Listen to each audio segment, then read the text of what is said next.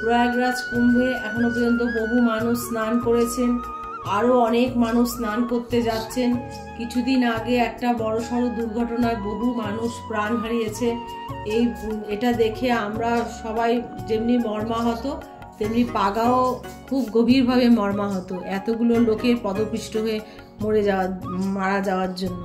তা পাগা আজকে একটা দেখুন যে পুতুলকে কিভাবে ভীষ্ম বানিয়ে কি বার্তা দিতে চাইছে সেটা একবার দেখুন। যে ভীষ্ম গঙ্গাপুত্র হয়েও তার স্ত্রী 21 দিন সরসজ্জাতে ছিলেন, তার পাপ থেকে তিনি রেহাই পাননি।